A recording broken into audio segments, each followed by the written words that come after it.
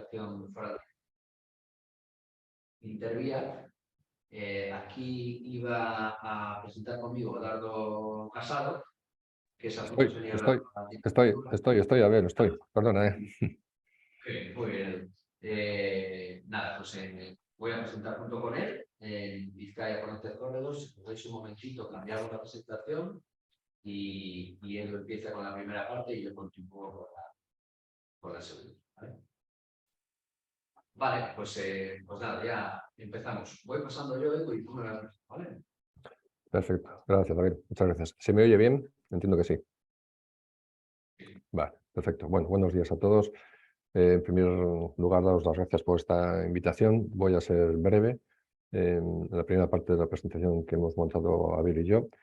Si os presento la siguiente diapositiva que me va a servir de guión. A ver.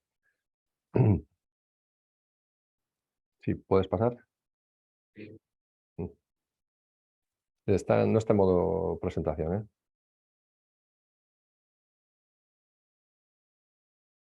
Un momento.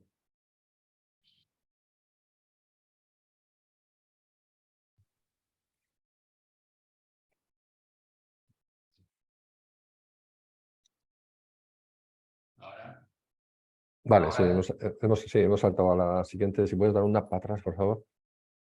Vale, perfecto. Bueno, en principio la presentación va a ser muy breve, en este caso por mi parte. Yo os voy a contar un poco el contexto de la BCC y Abel seguirá la presentación con la parte de programación aplicada en BIM. Vale, si pasamos a la siguiente, el por qué hemos creado el Vizcaya Connected Corridor. Bueno, lo hemos creado porque creemos que la administración pública forma parte de una red de las instituciones del sector de la construcción, ¿vale? Es una red formada por empresas tanto públicas, privadas, centros tecnológicos, etcétera, que tienen, o creemos, tenemos la obligación de crear nuevo conocimiento tecnológico, ¿vale? Ese nuevo conocimiento tecnológico, ahí las administraciones juegan un papel importante, que es la de ser tractores. Pero no solamente debemos ser tractores, sino que tenemos que fomentar que ese nuevo conocimiento tecnológico se difunda, alcance producción y uso. Y este conocimiento tecnológico impacte de forma positiva en la economía, una economía útil, ¿de acuerdo?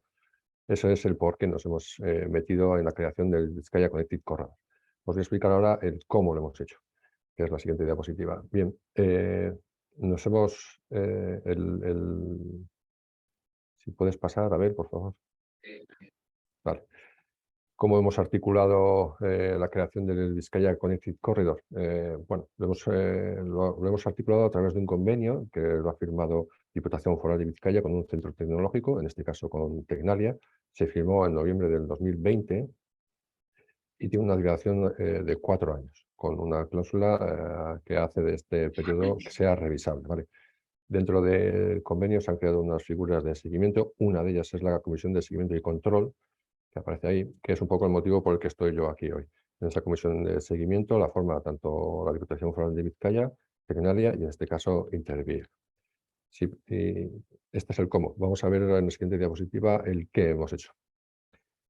El qué es el Vizcaya Connected Corridor, es una infraestructura de alta capacidad formada por la AP8 y la A8 que vertebra el territorio de Vizcaya de este a oeste, conecta Guipúzcoa, en este caso con Cantabria, y además tiene la conexión sur a través de la AP68. Realmente es un laboratorio a escala real, lo que hemos convertido en un laboratorio a escala real con tráfico real. Ese es el espacio físico, pero lo hemos dotado de 4 espacios singulares que, si bien tienen una componente física, tienen también una componente digital, que es un poco el objetivo de la jornada de hoy. Si pasamos a la siguiente diapositiva, por favor. Vale, hemos creado un espacio, no solo un espacio que tiene 3 dimensiones. Tiene una dimensión física, es decir, es un ámbito de infraestructuras de alta capacidad, de peaje o no peaje, en el cual las empresas van a poder testar productos y procesos físicos, pero también va a tener una dimensión del dato. Es un espacio que va a generar dato y ese dato se va a poner a disposición, va a ser un dato open data para que aquellas empresas tecnológicas o de construcción, todas dentro del ámbito del sector, quieran testar o validar procesos digitales de computación, algoritmos, etcétera, y necesiten datos reales, aquí los tienen a su disposición. Y luego tienen una disposición digital, que es un poco el motivo de la jornada de hoy. Los 4 espacios singulares que os comentaba antes son espacios dentro de las estructuras formados por un túnel, unos viaductos, un viaducto, un desmonte y un tramo de cielo abierto de una carretera con una geometría bastante especial. Esos 4 espacios los vamos a convertir en espacios digitales, porque estamos interesados en que todas las empresas del sector puedan testar y validar opciones y, mejor dicho, procesos y productos tecnológicos, no tanto físicos, sino también digital. Esa dimensión digital es la que va a abordar a ver en el siguiente, en el resto de la ponencia. Y sí que me gustaría comentar que esto está dirigido, en la siguiente diapositiva, lo expreso sencillamente, esto está dirigido a todas las empresas, todas aquellas empresas del sector digital que quieran testar o validar cualquier proceso tecnológico en el ámbito de de la algoritmia, del software, de la conexión de bases de datos con los gemelos digitales. Todas ellas están invitadas. Muchas veces ponemos el acento en el Vizcaya Connected Corridor en la parte de conectividad, vehículo o infraestructura. Es así, es una de las verticales. Otra de las verticales son los productos y los materiales, pero hay una vertical interesante, muy interesante, que queremos abordar, que es la parte de la digitalización y la conexión de esos gemelos digitales con bases de datos y con la programación. Hasta aquí este pequeño aporte y esta pequeña presentación. Os he dejado ahí mis datos y ahora Abel, que tiene más conocimiento técnico y sabe explicar esto muy bien, pues desarrollará el resto de la ponencia. Muchas gracias por la invitación y un saludo. Muy bien, muchas gracias, Edu, por prestarte a hablarnos un poquito desde la perspectiva de ingeniería y ejecutación de este proyecto. Y, como ha dicho Edu, yo a continuación os voy a profundizar un poquito más en el Vizcaya Connected Corridor y voy a exponer un poquito luego pues, esa solución de programación que hemos desarrollado pues, en el seno de esta iniciativa. Vale, bueno, en el Vizcaya Connected Corridor, como os ha dado un poco Edu, hay un despliegue tecnológico que está vinculado con la movilidad. Como veis ahí a la izquierda, la movilidad cooperativa y autónoma, que se llama CECAM. Ahí pues hay una serie de balizas que están colocadas en la vía de la carretera, otros electrónicas que están conectadas a los vehículos, que están circulando por la 8 y la P8, y también hay un gateway, una pasarela, digamos, que coordina toda esa información de mensajes que circulan entre esas balizas y esos vehículos, ¿no? Y luego hay una conexión al centro de control de tráfico existente en la estación, ¿vale? Esto es lo que está desplegado en la 8 y en la 8, ¿no? Desde la Muga con Cantabria hasta la Muga con Guipúzcoa, ¿no? Pero también hay otros despliegues tecnológicos, como veis hay dos. Hay uno de ellos que está vinculado con las infraestructuras iguales y conectadas. Ahí, como ya os adelantaba también Edu, hay 4 ubicaciones de 4 estructuras civiles que luego particularizaré un poquito, en la que se han desarrollado, en la que se han instalado y desplegado pues, una serie de sensores con comunicaciones IoT, LoRaWAN IoT, y haremos un despliegue de Narrowband IoT también en el futuro próximo. Cada una de estas infraestructuras tiene una pasarela IoT y cada pasarela pues, se comunica con la nube y con una serie de servicios que tenemos ahí montados, que puedo entrar un poquito a hablar de ellos a modo de curiosidad, ¿no? Luego también hay un desarrollo compatible con BIM y digamos que está conectado a toda esta información, que es un poco lo que vamos a contar en más detalle y es un poco lo que está relacionado con la temática de la jornada, ¿no? De programación BIM. ¿Vale? Y luego bajo estos dos despliegues hay un despliegue más virtual, más digital, que es un hub de datos, un data lake, que tiene una pila de tecnología Big Data para procesar todos estos datos que le vienen de la parte del CECAM, parte de movilidad operativa voluntad autónoma y la parte de infraestructuras seguras y conectadas. Entonces, estos datos van a usar ese Data Hub, que tiene a su vez también conectados otra serie de sensores y de instrumentos y bueno, pues también tiene un módulo de gobernanza a través del cual pues, se puede acceder al catálogo de datos, se pueden autenticar, se pueden auditar, todo un poco lo que hace falta para poder acceder a través de este data lake a toda la información pues un poco con esa filosofía de compartir datos que comentaba Eduardo. Pero bueno, también no debemos de perder de vista que la Diputación Intervía está dispuesta a ceder, digamos, otros lugares, aparte de estas 4 ubicaciones, AP8 y la A8, dentro de su red de carreteras, que son 1.200 kilómetros aproximadamente, con todas sus estructuras aledañas y todas sus instalaciones, pues para generar nuevos escenarios de demostración, ¿no? Y desplegar nuevas tecnologías que pueden estar contempladas en un desarrollo que puede tener una empresa o un centro tecnológico o quien sea, ¿no? Entonces, ya hay un despliegue, ya hay 3 despliegues de tecnologías que están ya prácticamente terminados, pero existe la posibilidad de generar estos nuevos sectores, ¿no? Estos nuevos escenarios, ¿vale? Bien, vamos a hacer un poco en infraestructuras seguras y conectadas, que es donde está un poco la plataforma BIM que luego hablaremos, ¿vale? Aquí, como os comentaba también, pues hay el viaducto de Cucularra, el talud del corredor del Taragua, túnel de Arraiz, la Valencia Submetropolitana y Supersur, y un tramito en la autopista A8, pues, a altura de más o menos Euga, Durango, después de Durango, dirección bien.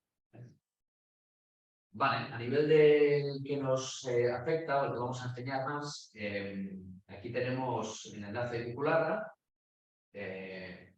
Bueno, si veis esa carretera que viene de la derecha, pues es el corredor del Choriel, la carretera que va hacia arriba pues es la avanzada, que va hacia derecho, y la que va hacia abajo pues es la que va hacia Rontegui, Caldo, ¿no? Y Silandio, pues ahí delante, y el río Nervión, que se ve.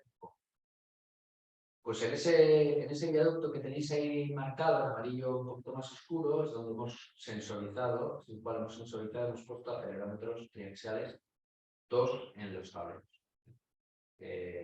Y comunicado, pues, como decía antes, con LoRa variable. Y también haremos pruebas en el futuro próximo, como decía, con Nano variable, ¿vale? La arquitectura a grandes rasgos es esta. Tenemos los sensores, que son sensores del ámbito civil, que no tienen una función IoT propia. Hay algunos sensores que ya tienen, pero bueno, sensores civiles todavía no están ahí. Entonces, a estos sensores civiles les hemos colocado unos pequeños nodos IoT con comunicación IoT, que se comunican con el concentrador IoT que tiene cada una de las infraestructuras de este IoT. Y digamos, de esa manera, pues se evita todo el cableado del sensor hasta concentrado, ¿no? Ese concentrador también tiene capacidad de comunicarse de un móvil en su interior, tiene capacidad de 3G, 4G, movilito 3G, 4G, que lo que hace es subir la plaza, ¿no? ¿Vale? Digamos que le comunica toda esa información con la nube, ¿no?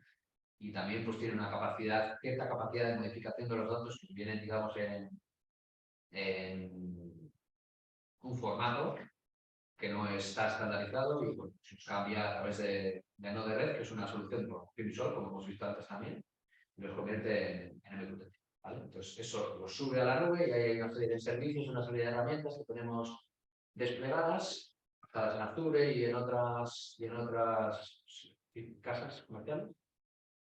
Y ahí pues están los datos de los sensores preparados para que hagamos consumo de ellos, ¿no? Y también pues, hay otras informaciones que luego particularizamos cuando entramos en la aplicación en la plataforma BIM, ¿no? Y que representa pues, ese iconito que está a la derecha, que es esa plataforma BIM que le llamamos plataforma Tesco, que seguro que cambiará el nombre, pero bueno, Tesco lo que quiere reflejar es que es una plataforma BIM de testing. Está completamente abierta a incorporar nuevos desarrollos o nuevas consideraciones innovadoras y completamente disponible para quien quiera. Vale, ya pasando un poco a la estructura que tendrá además el resto de los casos de uso que vendrán después, ¿no? Pues tenemos aquí una parte de contenido, vamos a decir, ¿no? Una parte de inputs, una parte de resultado y las herramientas que hemos empleado, ¿no? Tampoco vamos a ser demasiado profundos, como he dicho al principio, técnicamente, pero sí que queremos pues, que se entienda cuáles eran los inputs que entraban, pues, cómo se hacían esas cosas inicialmente en la empresa o de manera tradicional y cómo se han podido hacer después con la desarrollo. Vale.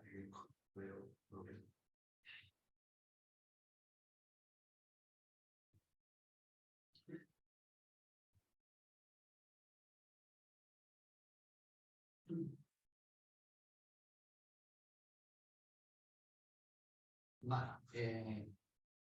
Bueno, pues ahí lo que queríamos era desplegar una solución web. Ahí, inicialmente lo que tenían eran unos datos que alimentaban un servidor que estaban, digamos, pues mostrados, digamos, desconectados de toda esa información a nivel constructivo del túnel o del viaducto de fuera, ¿no? Entonces tenían que, digamos, simultanear aplicaciones para entender pues, todo lo que era la información del viaducto o del túnel en cuestión y luego también pues, la información del sensor, ¿no? Entonces queríamos desplegar una solución web que facilitara pues, toda esta visualización y todo este acceso a los datos de una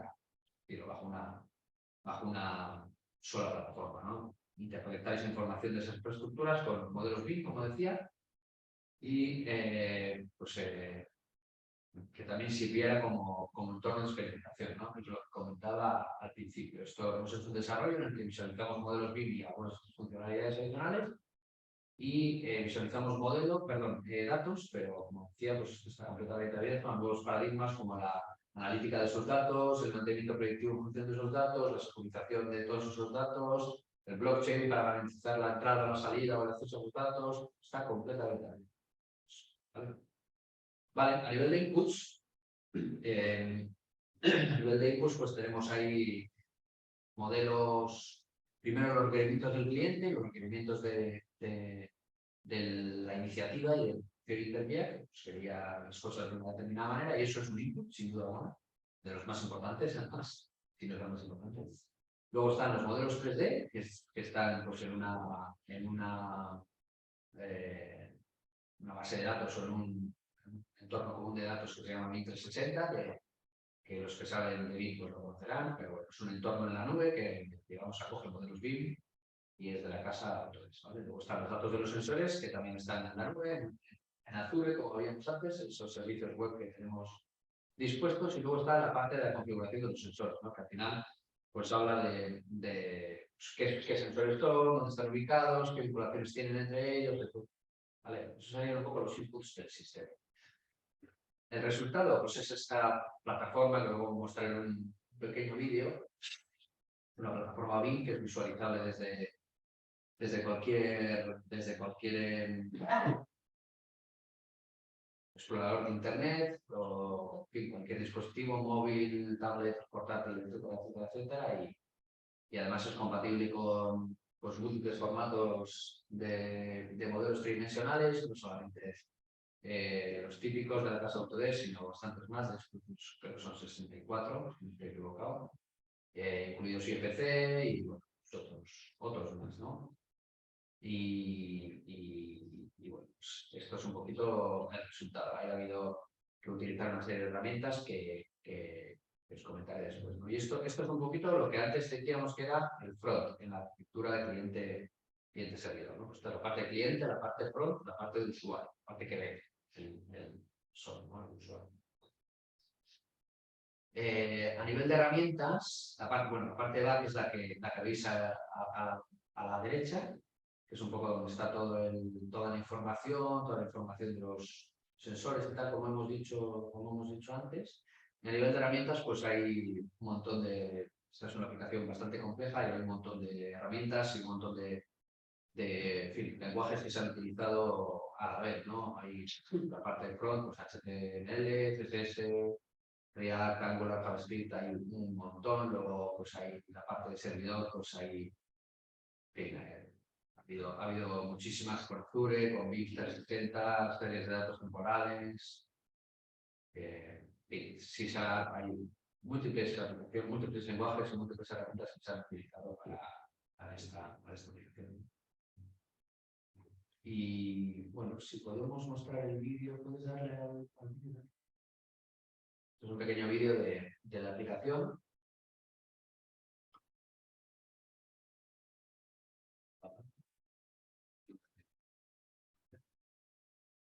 Ahí está. Vale, bueno, entonces está la parte de autenticación, ahí es donde tenemos un poco los proyectos. Está pausado ahí, ahí es donde tenemos. Un momento. Se ha quedado pausado. No, pasa así.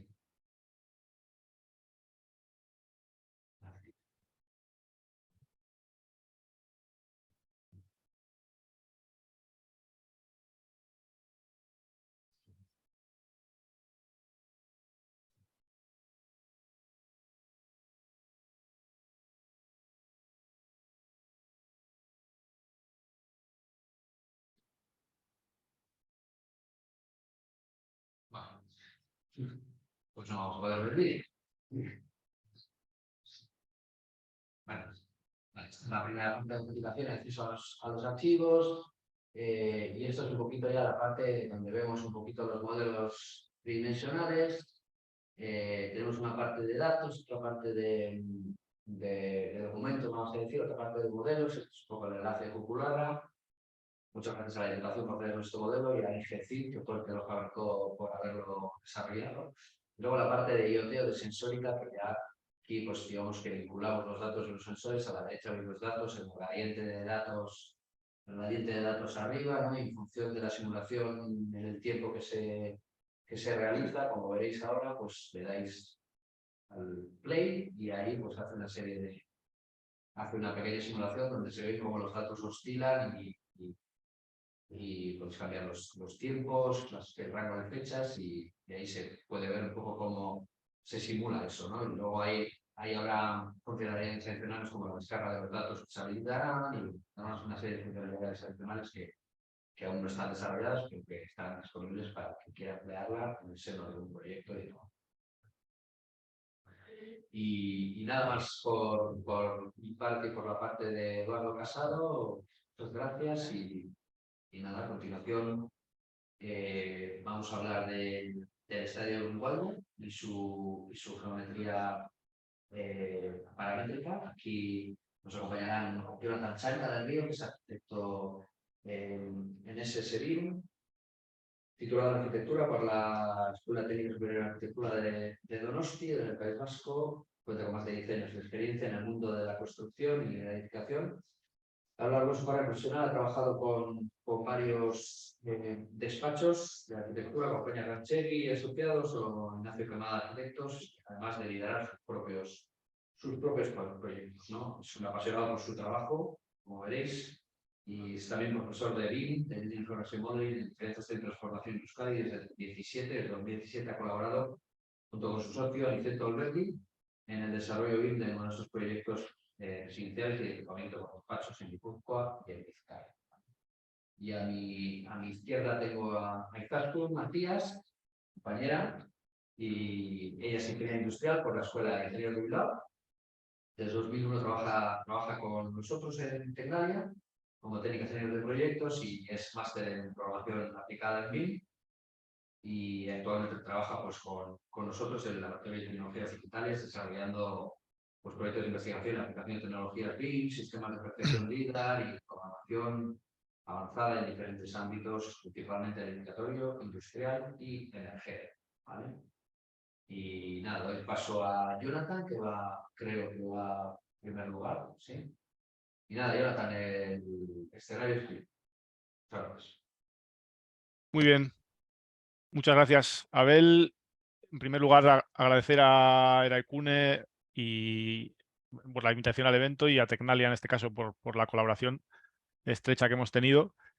Y yo simplemente, muy brevemente, os voy a poner en contexto para que luego mi compañera Izaskun entre ya un poquito más al detalle de lo que ha sido el desarrollo paramétrico de lo que veis, ¿no? De la cubierta de este estadio. Os voy diciendo pasa, ¿vale? O siguiente para que cambiemos de diapositiva. Eso es. Ahí está un poquito, como ha dicho Abel antes, la estructura de la presentación y sin más vamos a pasar a la siguiente diapositiva porque, como digo, yo voy a poner un poco en contexto para que entendáis un poco cuál es el proyecto y cuál fue el reto y a partir de ahí Izaskun Macías pues, os entrará más al detalle del desarrollo de la aplicación, ¿vale? Esto os pongo en fechas, en 2020, en plena pandemia, diría que con el encierro más duro, en casa encerrados, pues aparece la convocatoria de este concurso a través de los portales web sobre estadios más conocidos del mundo y plantean un concurso de ideas para la renovación y ampliación del estadio Grünwalder de Múnich, que pertenece a un club que hasta hace unos años compartía casa en el Allianz Arena con el Bayern de Múnich hasta que desciende de categoría y como no puede permitirse pagar el canon de la Alianza Arena, vuelve otra vez a su casa original. Eso motiva que el club, de común acuerdo con estos portales que os decía, convoque el concurso, que tengo, bueno, que se desarrolla aproximadamente, y me parece importante decir las fechas para que veáis un poco el trabajo y lo que luego se puede agilizar con la colaboración de Tecnalia. Es un concurso que se desarrolla o que desarrollo entre mayo y agosto de 2020 y con la fortuna de que resulta ganador.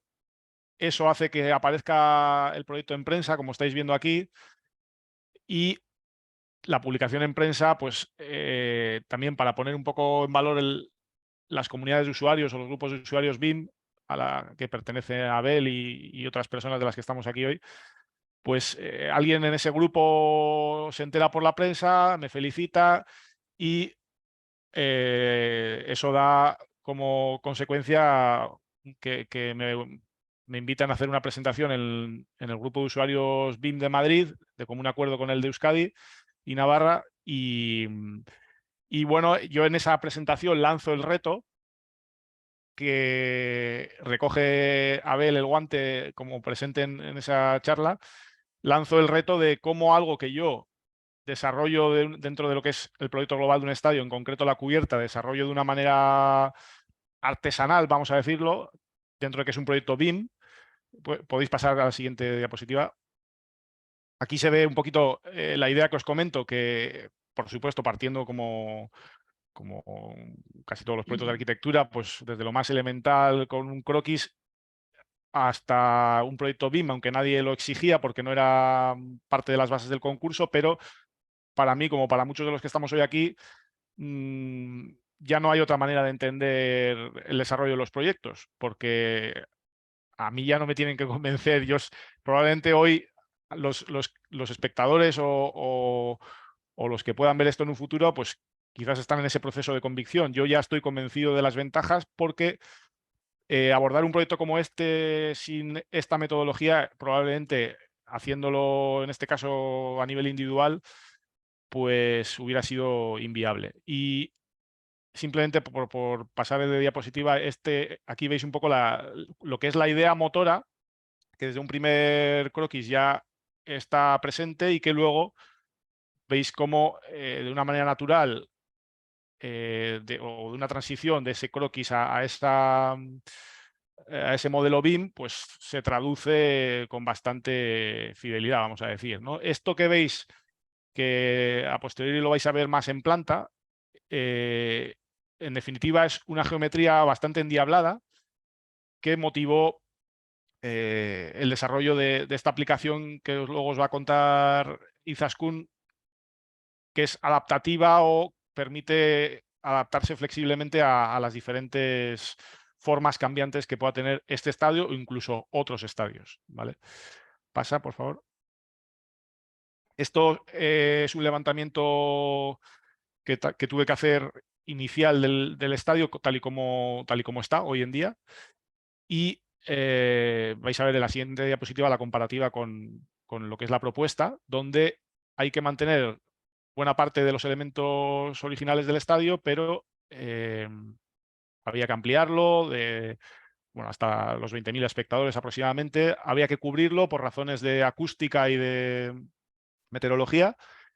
Y al final había que mantener las torres de iluminación, había que mantener parte de la estructura existente de la cubierta actual, y todo eso hace que la idea inicial, que luego se desarrolla también de manera paramétrica, sea eso, una malla espacial, como bien conocen otros ponentes que vamos a tener hoy también, una malla espacial que, por darle otro valor añadido, se plantea idílicamente de madera, aunque bien podría resolverse también con estructura metálica, ¿vale? Pasamos a la siguiente diapositiva. Aquí podéis ver casi de manera muy resumida en esta diapositiva se entiende toda lo que es el proyecto, ¿no? Con la axonometría se ve en gris lo existente, en rojo los pequeños derribos permitidos, y todo lo que está desplegado hacia arriba pues es la malla espacial con la envolvente de teflón. Y esa malla espacial, ahí podéis ver un poco la complejidad que tiene, sobre todo cuando se ve en su conjunto, ¿no? Pasa. He puesto las plantas que vamos a pasar muy rápidamente de una a otra, simplemente para que veáis cómo en una única planta se combinan un fondo curvo con sus lados paralelos, una tribuna recta con sus lados paralelos y otra tribuna recta con el interior recto y con el exterior curvo. Un fondo, perdón, si mantienes la última ahí, el fondo de la derecha es en realidad una geometría trapezoidal en planta porque responde a la calle que pasa por su lateral. Entonces, al final, como decía, es una geometría endiablada que, a diferencia de otros muchos estadios de nueva planta, pues no podemos aplicar la doble simetría, ¿no? para reducir a un cuarto el trabajo. Y ahí es donde entra luego Tecnalia. Pasamos rápidamente. Aquí vais a ver la sección tipo que se repite a todo alrededor del estadio, donde hay unas anchuras tipo, unas alturas que son las que luego introduce Izaskun en sus variables paramétricas. Pasa. Aquí se ve quizás una de las cosas que más sedujo al jurado profesional y también al popular, porque había como esas dos fases, que es este planteamiento en madera, ¿no? con la amabilidad que le da a este tipo de edificios. Pasa. Y nada, las secciones generales, también para que se entienda un poquito la complejidad. Y algunas vistas ya de la propuesta. Pasa.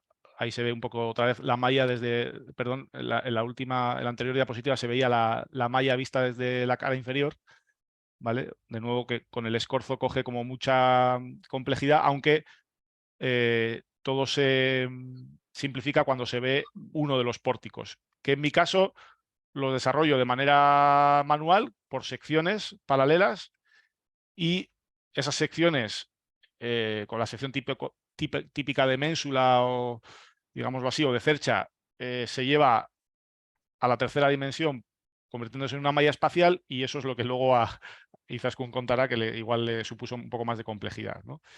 Pasa que ya estamos terminando. Veis la parte más digna que tenía el estadio original. Un segundito. Que a mí, por supuesto, me daba mucha pena que se perdiera esa vista, ese continuo de vigas de hormigón, y se compaginó de esta manera con el talud verde en el que se insertaba este lateral del estadio y con esa malla espacial que, como os decía, envuelve todo el estadio. No sé si estará la última o la penúltima diapositiva. Bueno, aquí una visión más desde la calle. Y nada, yo creo que es como introducción suficiente como para que ahora Izaskun os cuente un poco cómo se tuvo que pelear con esta envolvente. Y si luego tenéis cualquier duda, habrá turno de preguntas.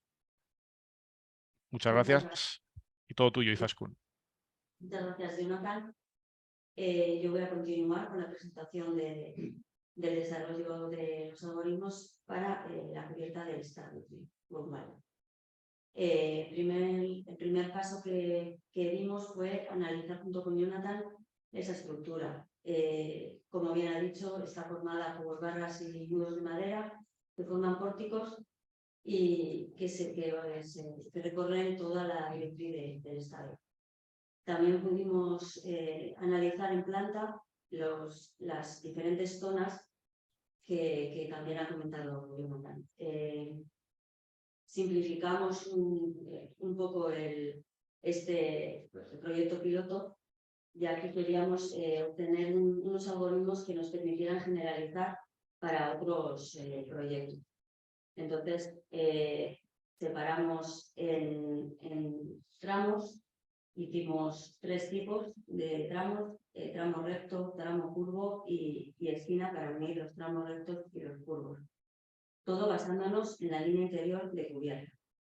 En la imagen de la izquierda arriba vemos el resultado de la ejecución de los 3 algoritmos en los distintos tramos. En el vídeo, a ver si, vale, podemos ver cómo se ejecuta todos estos algoritmos dentro del Revit y utilizando el reproductor de Dynamo. Se va seleccionando el algoritmo correspondiente a cada tramo, se selecciona la línea y se introducen unos parámetros y se ejecuta. Aquí podemos ver cómo se va realizando por tramos hasta tener la estructura completa. A ver si acabará. Ahí tenemos la estructura completa. Y este vídeo en tiempo real habrá sido acelerado, pero en tiempo real son 5 minutos, con lo cual podemos tener la estructura completa en muy poco tiempo. La automatización del modelado pues, nos permite reducir ese tiempo, disminuir el riesgo de cometer errores al meterlo de forma artesanal y también nos permite obtener diferentes diseños de forma rápida. Podemos cambiar los parámetros y ejecutar otra vez los algoritmos y tenemos otra estructura diferente. También podemos elegir un diseño diferente del estadio, pues en este caso tenemos una curva y 3 rectas y sus uniones como esquinas, pero podemos poner 4 curvas, 4 rectas, 2 y 2, como se nos adapte a nuestro entorno. Aquí podemos ver un poco los parámetros de entrada que se han utilizado en los 3 algoritmos. La mayoría son comunes para los 3, siendo nivel, el tipo de viga, la distancia entre la curva interior y el exterior, el ángulo de inclinación y la altura de viga que hayamos elegido. Luego hay que diferenciar uno de los parámetros que son los que tenemos en el tramo recto, la distancia máxima entre pórticos, y ese no lo tenemos en el tramo curvo de esquina, que tenemos el número de pórticos que tiene que ser un número impar para que se adecue a la geometría. Podemos ver en el vídeo la ejecución del algoritmo de tramo recto. Primero seleccionamos una línea, tenemos unos parámetros, se obtiene la estructura, después seleccionamos la otra línea, cambiamos esos parámetros y obtenemos otra estructura diferente.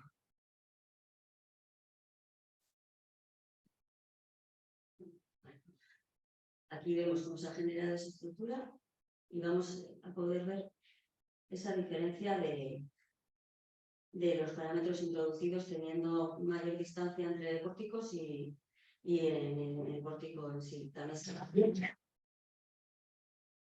Aquí podemos ver el desarrollo un poco más lento en el tramo recto. Se abre el reproductor de Dynamo, se selecciona el algoritmo, se selecciona la línea y se mete los parámetros. Se ejecuta y también podemos entrar directamente en la interfaz de Dynamo para poder ver el algoritmo o cambiar lo que nos parezca. En el caso del tramo recto, los pórticos que se generan son paralelos entre sí y perpendiculares a la línea interior de cubierta.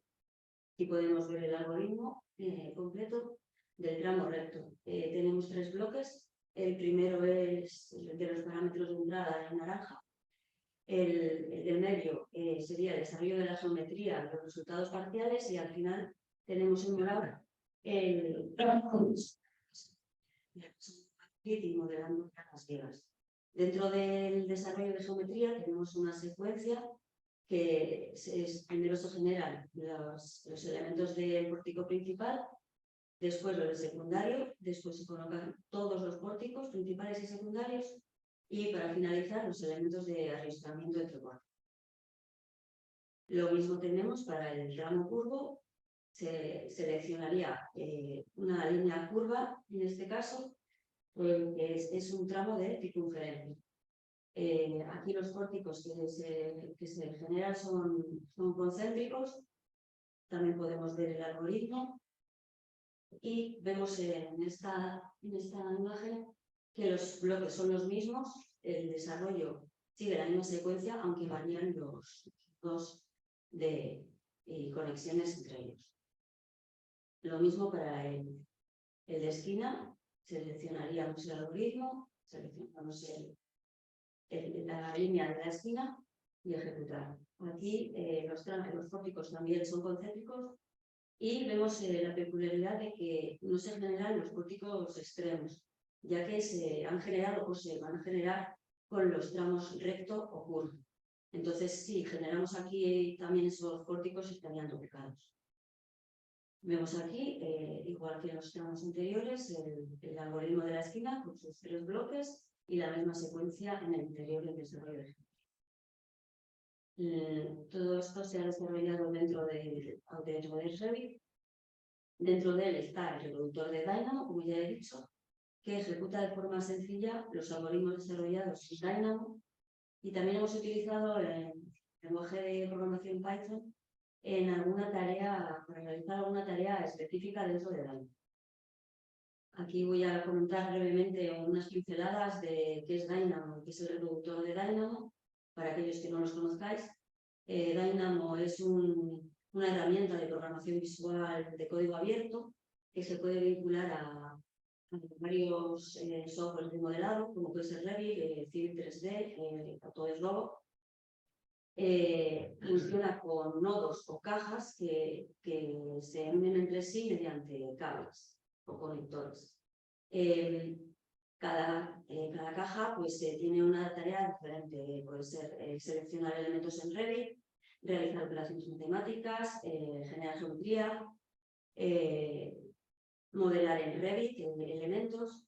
Aquí, por ejemplo, en la derecha tenemos una imagen con un ejemplo de una operación matemática realizada en Dynamo. Es una suma, entran 2 números que están en 2 cajitas, hace la operación y sale el resultado en otra. El reproductor de Dynamo, como ya he dicho, funciona dentro de Revit para ejecutar de forma sencilla los algoritmos de Dynamo. Digo sencilla porque no tienes que entrar en la interfaz de trabajo de Dynamo, por lo cual cualquier programador, o sea, cualquier persona puede utilizar el reproductor y ejecutar los algoritmos sin tener conocimientos de programación en Dynamo. Se seleccionan los parámetros, los mismos que he comentado antes, dentro del reproductor. Y aquí podemos ver en la derecha abajo una imagen de los algoritmos utilizados en este proyecto, cómo salen en el reproductor de Dynamo. Por mi parte, esto ha sido todo. Muchas gracias. Y paso a ver. Muy bien, muchísimas gracias, Jonathan y Taskun, por enseñarnos este proyecto tan apasionante, tan bonito. Aquí hacer un pequeño comentario. Si queréis hacer alguna pregunta o tenéis alguna duda sobre algunos de los aspectos que estamos presentando aquí, casos de uso, teoría muy básica de la programación, cualquier aspecto que queráis preguntar, por favor utilizar el chat de Zoom, que está a vuestra disposición. Luego, si hay alguna pregunta, pues la comentaremos en el turno de preguntas al final de la jornada, ¿de acuerdo? Nada, vamos a dar paso a la siguiente ponencia. Se llama Geometría Multicomponentes, líneas de datos. Es una ponencia en la que van a participar John Hernández Gómez de ONGI, Estructuras Espaciales. ¿Vale? John Hernández es arquitecto por la ECHAS, por la Escuela Técnica Superior de Arquitectura. Jonathan de Roski ha desarrollado prácticamente toda su vida profesional en el mundo de la ingeniería, salvo sus 3 primeros años, que trabajó en el estudio de Iñaki Almazábal,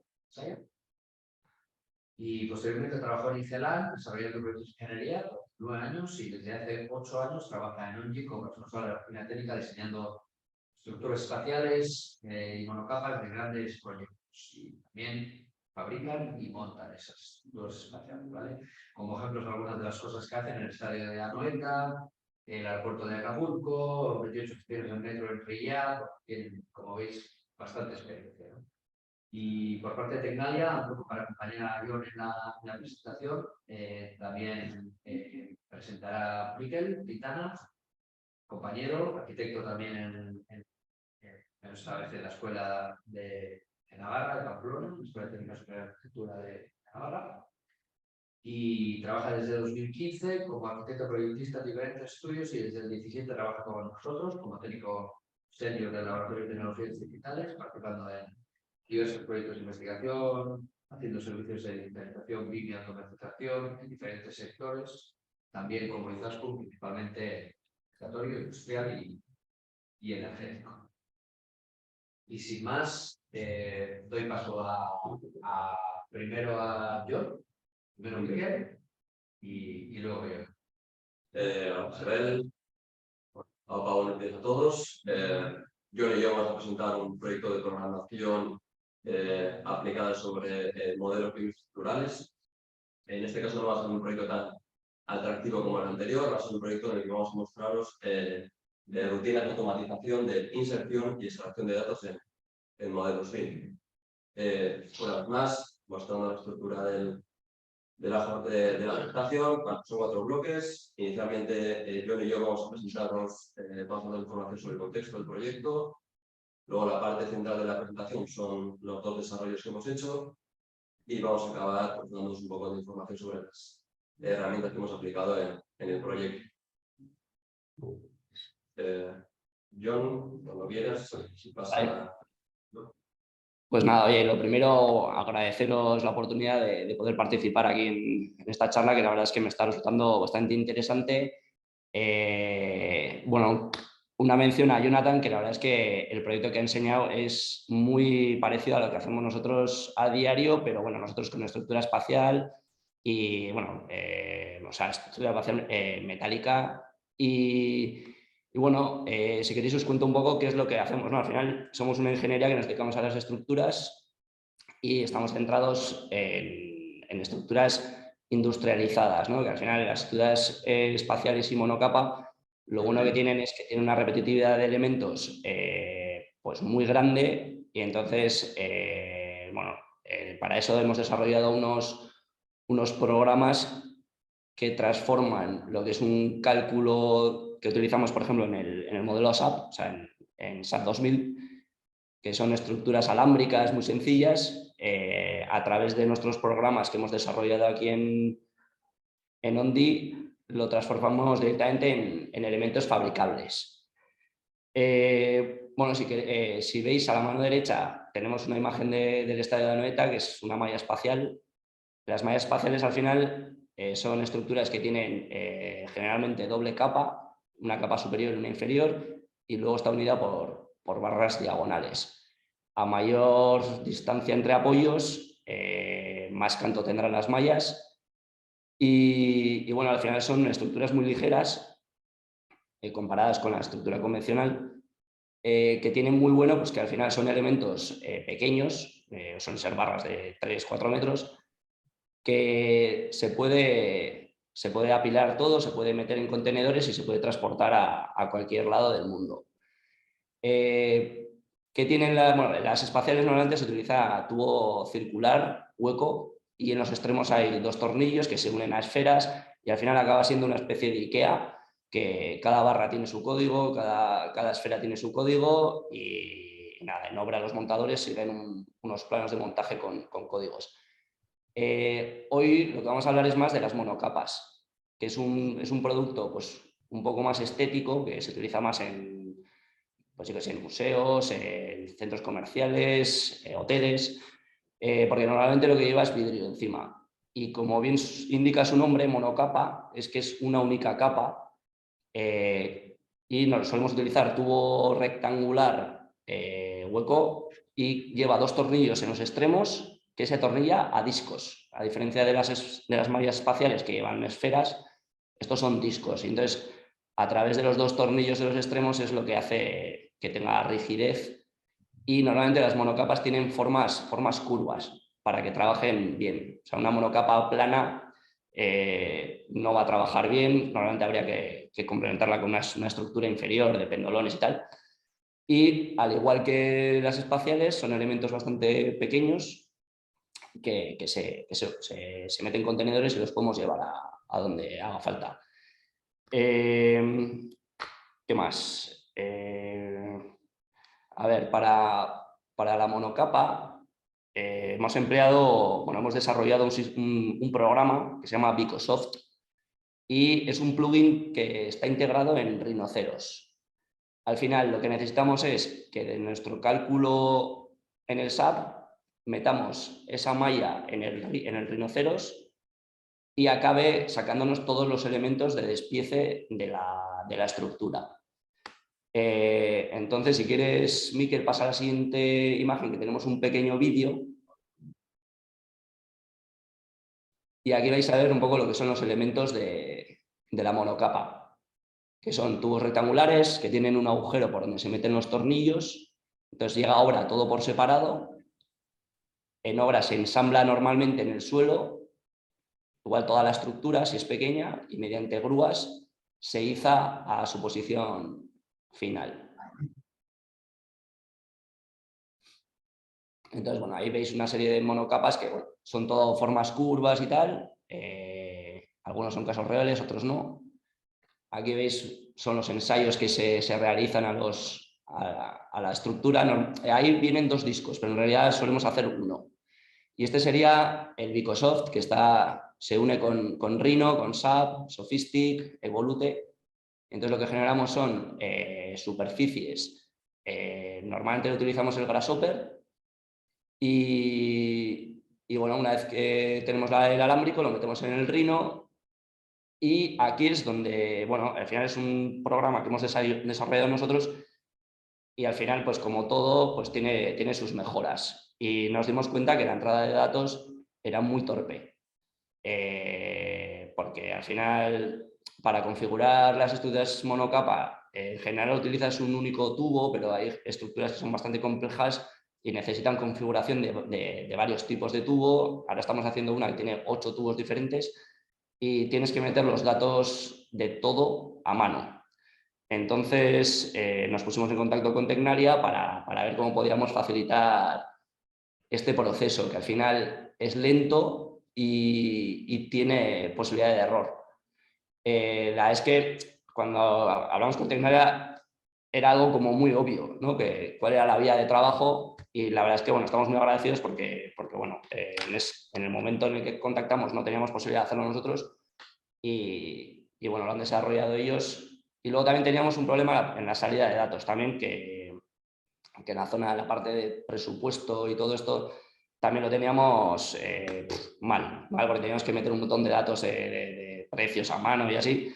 Y también lo que hemos hecho ha sido pues, una base de datos y todo va ligado a las bases de datos y ya nos hemos olvidado de meter a mano muchos datos. Hay otros que son inevitables, pero bueno, la verdad es que ha mejorado mucho el asunto.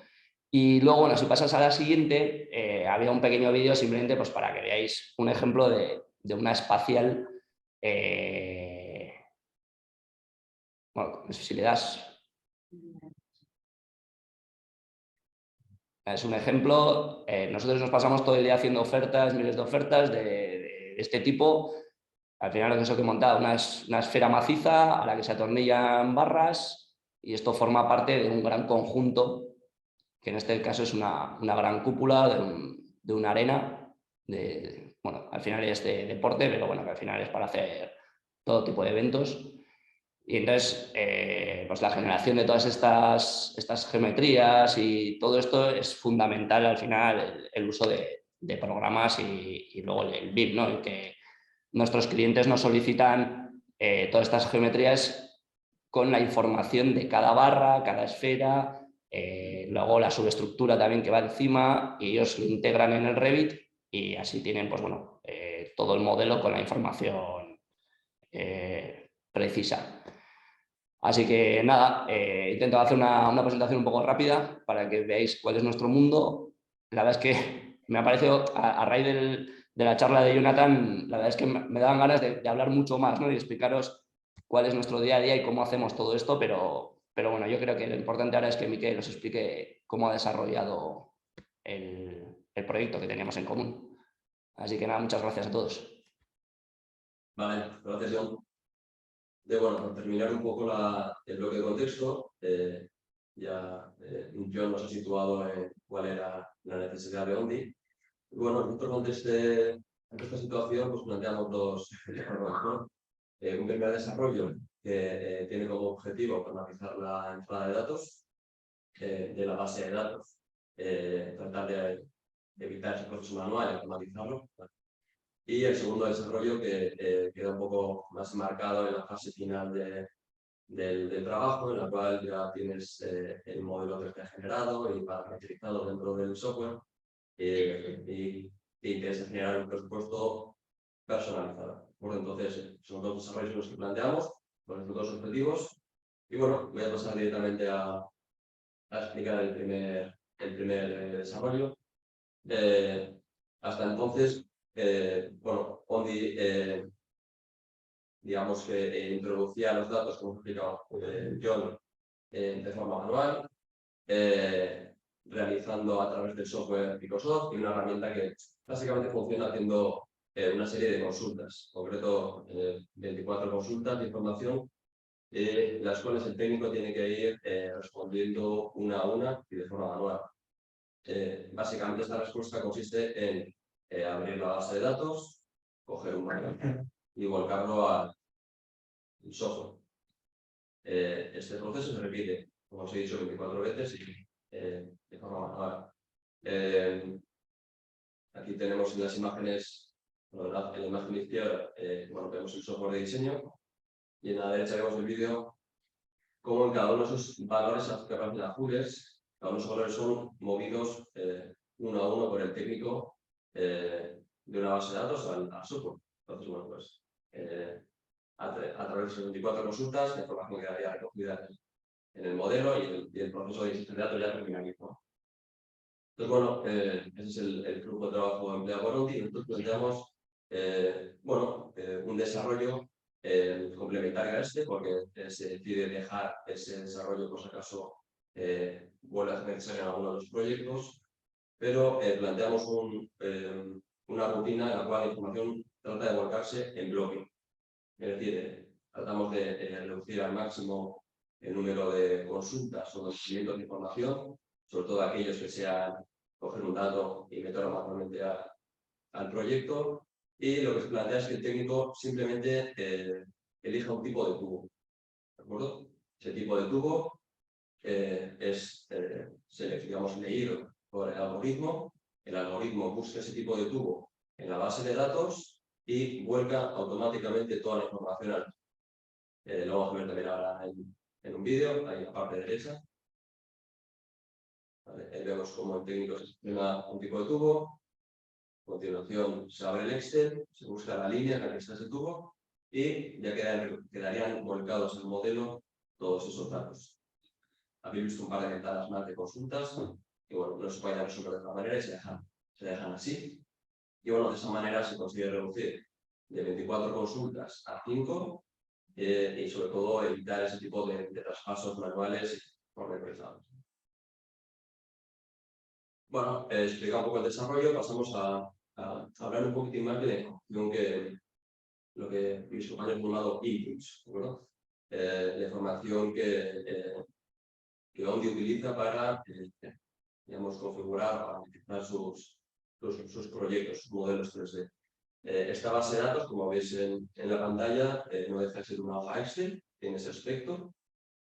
Está dividida en 6 bloques de información, cada uno correspondiente a uno de los elementos de la estructura. Y bueno, básicamente contiene, digamos, valores dimensionales de cada uno de esos elementos, ¿no? Y vemos en la pantalla los 6 bloques y vamos a distinguir algunos campos que están en blanco. Bueno, esos son los valores que pasan al modelo. Los valores que coloreados son los que sirven como identificación.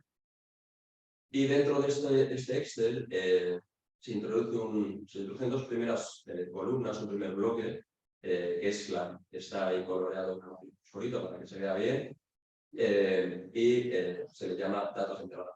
Entonces, en esas columnas, digamos, se introducen estos nombres de tubos.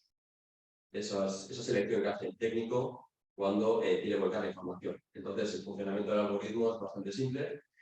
Una vez el técnico elige ese tipo de tubo, el algoritmo abre la hoja Excel y busca en estas columnas el tipo de tubo que ha elegido el técnico.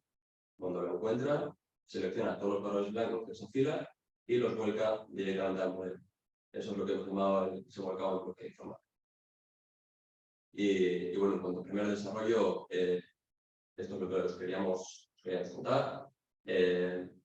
Habiendo visto un poco el antes y el después de la inserción de datos, ya pasamos a hablar de la extracción de datos. ¿Vale? El contexto inicial era que Omni sí tenía una herramienta dentro de su software propio Pico que permitía extraer manualmente los datos y generar automáticamente ese presupuesto. Pero había un par de cositas que Omni quería mejorar en esa rutina. Básicamente eran dos. Era dar un aspecto un poco diferente al presupuesto. No solamente aspecto, sino cómo se organiza la información dentro del archivo Excel que se genera.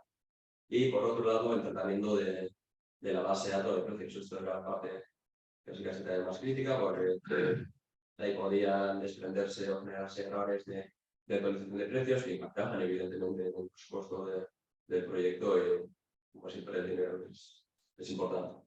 Entonces, bueno, pues explicaros un poco esa forma de trabajo que empleaba antes del proyecto. Pues, como os he dicho, es automática, no es como la primera rutina que era manual, esta sí que era automática. El técnico ya tiene la información metida en el modelo, simplemente selecciona el modelo, utiliza la herramienta de exportar, por supuesto, y automáticamente se genera un archivo Excel, un directorio determinado del servidor. Bueno, el archivo Excel en concreto se caracteriza por tener dos hojas. En la primera hoja se organizan todos o contiene todos los datos del presupuesto, todos. Y en la segunda hoja está recogida la base de datos, por lo tanto, la base de precios. Estos precios están vinculados a la primera pestaña, pues, para facilitar la ejecución, digamos, de la obtención del precio final. ¿Vale? Pues vamos a mostrar un vídeo de este proceso. Aquí vemos una vez más la interfaz de Rhino, el modelo 3D. Entonces, bueno, directamente pulsando esta pestaña se genera, por el ritmo del vídeo, se genera ese Excel. Estamos viendo la primera pestaña de datos de información. Nos tenemos todos los datos del presupuesto y esa segunda pestaña sería la base de precios, que sí que está vinculada a la primera, pero no está, digamos, vinculada de forma general pues, la estructura, ¿no? Y entonces si había alguna modificación en los precios, pues no quedaba decir esa actualización en el presupuesto. Bueno, en este escenario, la solución que planteamos da por hecho que es un proceso automático, no se modifica. Se añade un pequeño add-in, como veis, el pequeño iconito que veis ahí a la izquierda, son unos dos símbolos que aparecen en el software de diseño. Y el objetivo de esto básicamente es configurar el Excel, darle una forma nueva al Excel, pasando de 2 pestañas a 6 pestañas, ordenando un poquitín más la información y luego estableciendo una nueva relación entre el presupuesto y la base de precios. En este caso, la base de precios queda fuera de este Excel, queda guardada en un directorio central, digamos, de Omni, de manera que todas las modificaciones que se hagan de esa base de precios automáticamente afectan a los presupuestos de cualquier proyecto que tenga Omni ahora. Estoy de acuerdo. Entonces, bueno, este proceso es muy semejante a este vídeo, mismo modelo 3D, mismo interfaz. Se vuelve a pinchar en una de las pestañas de este software. Entonces, se genera un archivo Excel. Ahí vemos un poquito este vídeo, supongo, haciendo como anterior. Puedes agradecer. Se coge esa ruta de guardados, abre el Excel y aquí veis, pues bueno, vamos a ir navegando por el Excel, las diferentes pestañas que tiene, que os explicaré a continuación. Y bueno, básicamente la mejora está relacionada con cómo se organiza la información, qué aspecto tiene la información, es muy importante, y sobre todo la base de precios. Y realmente hablar un poco del output, de todo el proceso. Como os he dicho, el Excel está clasificado en 6 hojas, bueno, sí, en 6 pestañas, son las que veis ahí, los diferentes campos. Se decide utilizar una primera pestaña para resumir toda la información y tener un acceso más rápido a toda la información del proyecto. Una segunda pestaña es la que contiene la información extraída del modelo, ¿vale? Es decir, los 4 campos que veis a la derecha los tiene que rellenar Ondi de forma manual, ya que son campos que hacen referencia pues, a otras actividades que no tienen la información volcada en el módulo 3, no son montaje, transporte, etc. Y bueno, como os he dicho, la base de precios está vinculada al modelo, cualquier cambio se utiliza y de esa manera bueno, pues, evitamos un tipo de pequeños errores por tanto el impacto económico en el mercado, ¿no? Y bueno, finalmente las herramientas son 3, empezando por el lenguaje de programación, se emplea Visual Basic. No es tan amigable o tan agradable como el que ha prestado mi compañera antes, Dynamo, pero bueno, básicamente consiste en ir introduciendo todas las funciones y las relaciones entre las funciones en base a líneas de código, ¿vale? Como veis en la imagen de la izquierda.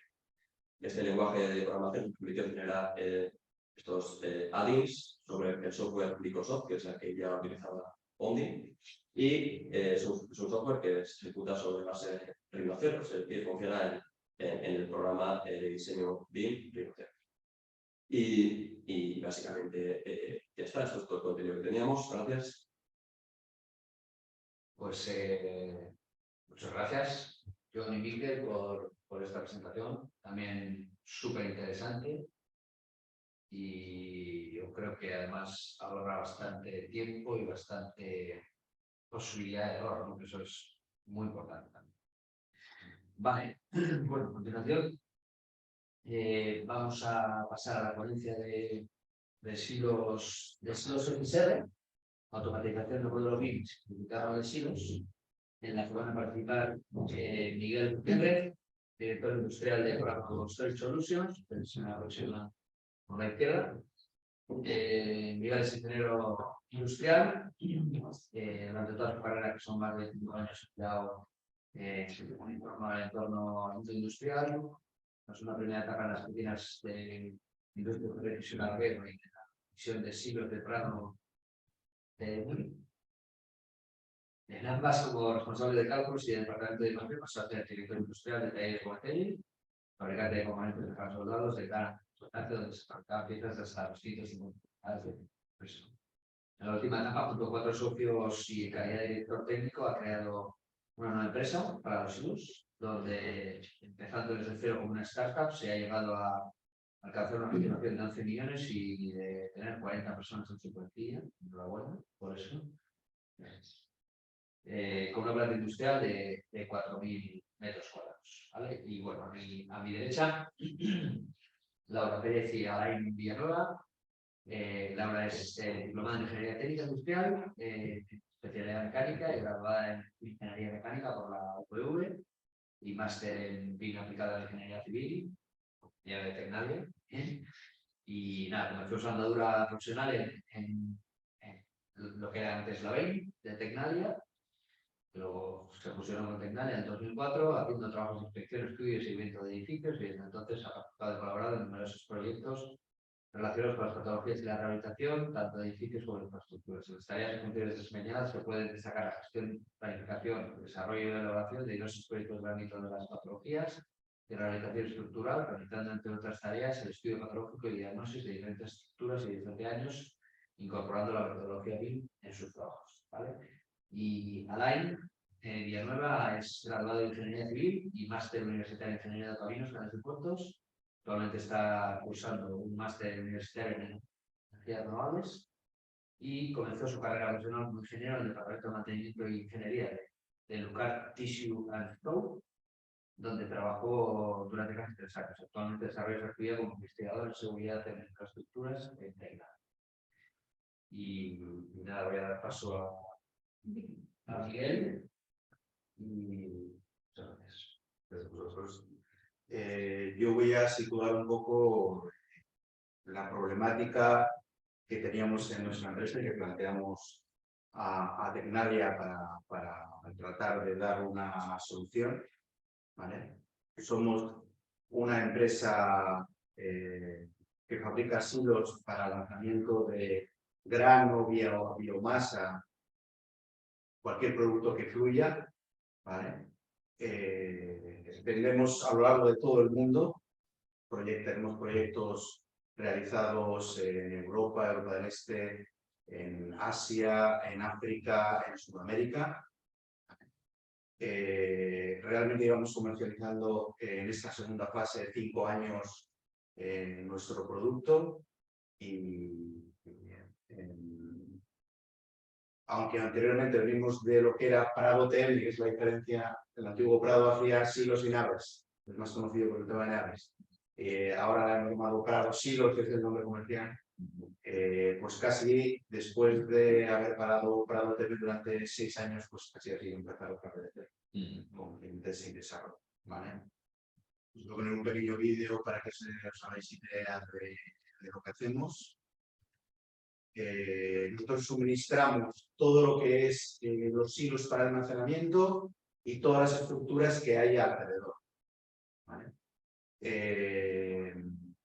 Luego nuestros clientes habitualmente lo que hacen es poner todos los equipos de mecanizaciones para el movimiento del grano de la biomasa. Ese suele ser un poco la estructura de nuestro suministro de producto. Nuestro producto es como un mecánico. Todo va en piezas que se pueden coger entre 2 o 3 personas y montar como si fuera un mecánico. ¿Vale? Todo esto está prestado muchas veces para hacer en países en desarrollo y zonas donde no hay equipos de elección, ese tipo de problemáticas, todo está solucionado de manera sencilla. Y el proyecto que planteamos a Tecnalia en una primera fase es el tema de las ofertas. ¿Vale? Se hace una oferta económica con un alcance de suministro y se suele acompañar por un plano que puede ir en 2D o en 3D. ¿Vale?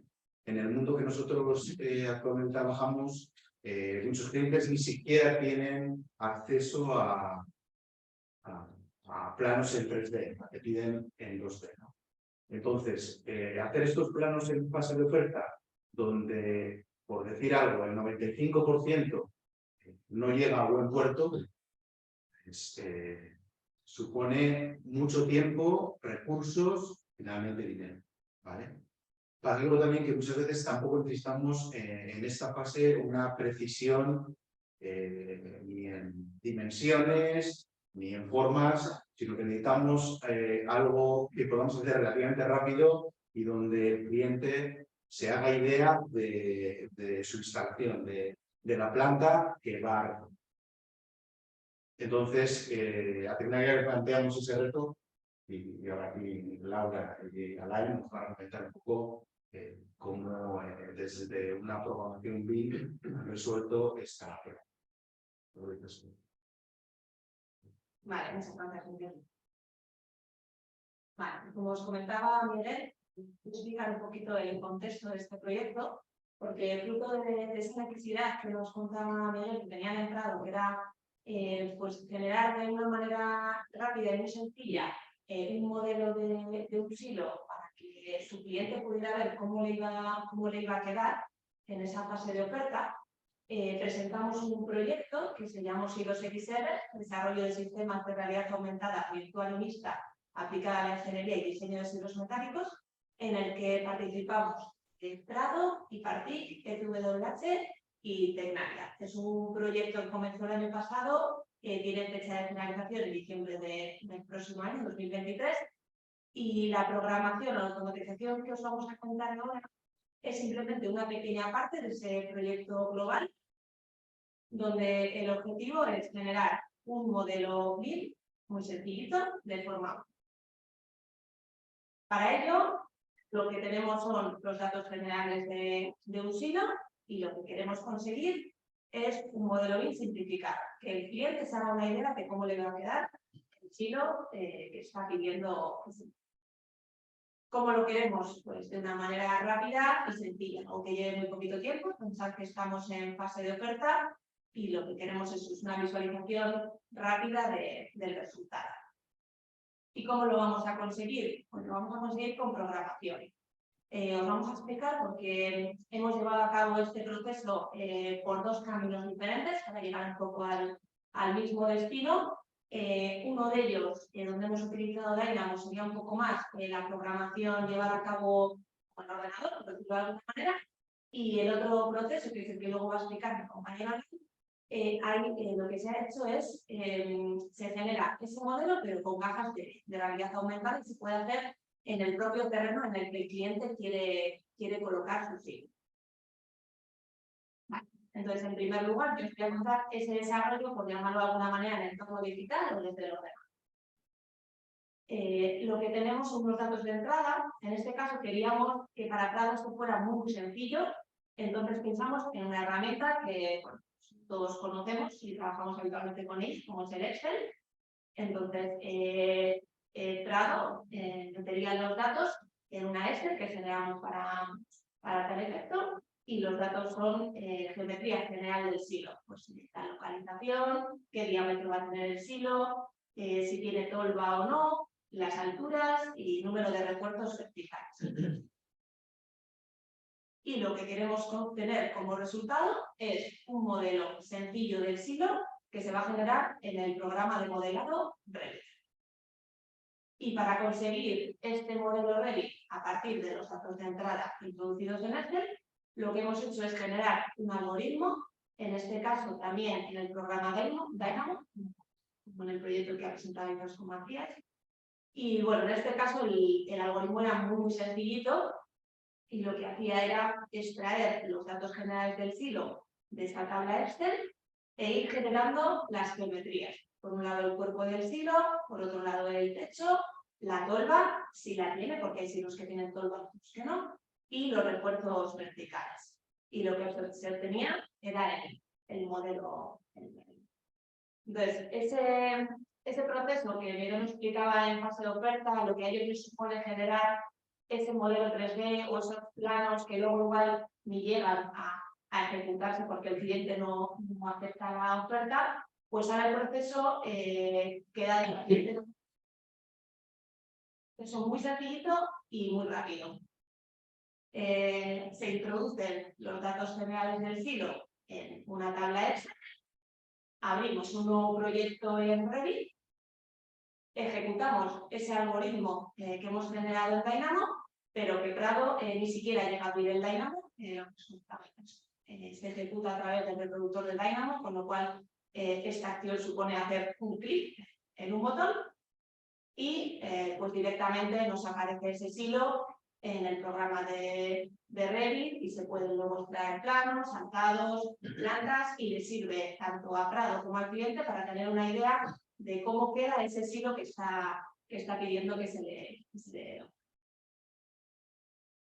Y a continuación doy paso a Lael, que nos va a contar cómo ha hecho ese proceso, pero utilizando gafas de realidad. Días. Yo, como bien ha explicado Miguel, ¿no? Al final el cliente pedía esos planos, ¿no? Tanto en 2D como en 3D, y a mí, por mi parte, lo que voy a hacer es un pasito más allí, que esa oferta que solicita, pues poder mostrársela en un entorno real, en el que quiera, para ver un poco si le encaja o no a sus necesidades. ¿Vale? Para conseguir eso, se ha generado un programa. Este programa se divide un poco en dos partes, ¿no? Una primera parte es la que se hace la introducción de datos, los famosos inputs que lo llaman, ¿no? Ahí estos datos pues, van a ser toda la geometría que queramos de nuestro silo, el diámetro, la altura, el número de refuerzos, etc. Por otro lado, de este programa encontramos un poco más la parte de nosotros metemos datos, pero si no le programamos la parte de los datos, los del silo, pues no se ahí. Respecto a la programación, en la primera parte, vamos a los inputs. Como ha comentado Laura, esto va a estar en realidad aumentada, ya vemos cómo hay un que lo sigue, un menú interactivo, etc. Entonces, primero se programa esa primera parte y también tenemos la segunda parte de la programación, no es una programación más, sino que ahí encontramos unas matemáticas. Al final del programa recibe los datos, los mete en esas fórmulas y los genera así, que para generar silos pues con diferentes formas. Este es el vídeo, aquí vemos que está aumentada, son las HoloLens que utilizamos y bueno, se crea un poco un pequeño menú en el que activaríamos nuestra aplicación. Esto, como comentaba, pues es un entorno real. ¿Vale? Ese es el menú que nos aparece. Si moviésemos, tirásemos la cabeza o lo que fuera, pues nos seguiría y ahí se realiza el input de los datos. Teníamos estructura del silo, diámetro, como ha comentado Laura también, lo de si con silos con torre inferior o no, etc.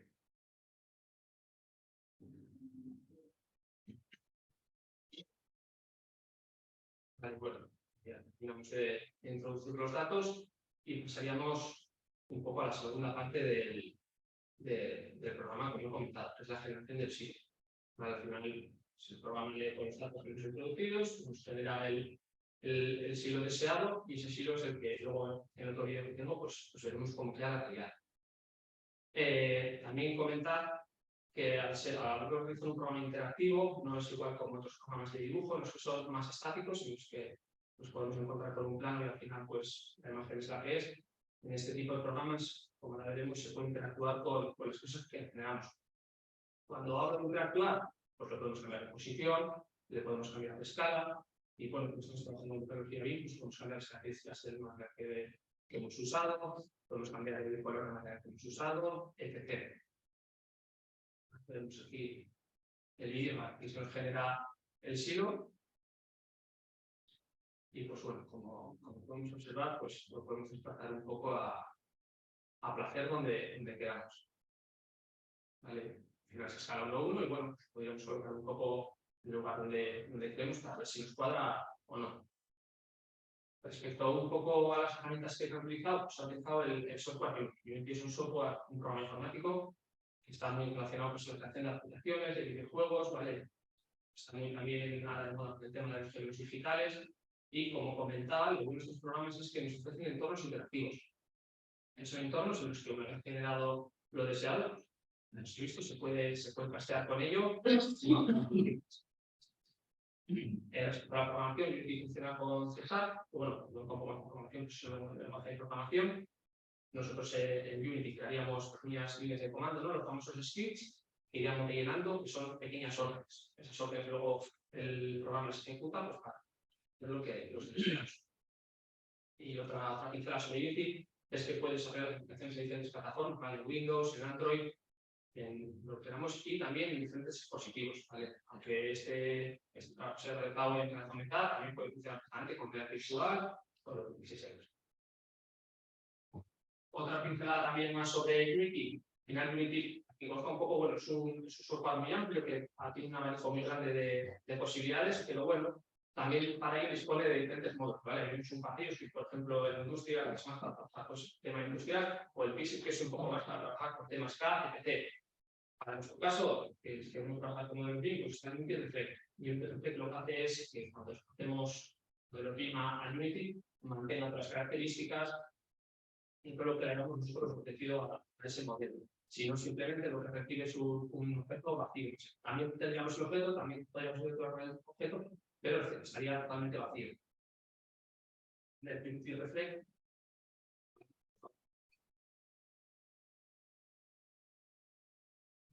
Unity Reflect se asocia a diferentes programas, que con Revit pues verá que es el menú de Revit, que aparece una nueva pestaña con Unity, y mediante esa pequeña pestaña pues exportaríamos el modelo a Revit y guardaríamos todas las características que deseásemos. ¿Vale? Y bueno, ya un poco por terminar, por dar también una pequeña pincelada a la realidad aumentada, ¿no? También que es, pues, para que no lo campos un poco chocante, últimamente pues habéis escuchado mucho sobre la virtual, realidad aumentada y la mixta, ¿vale?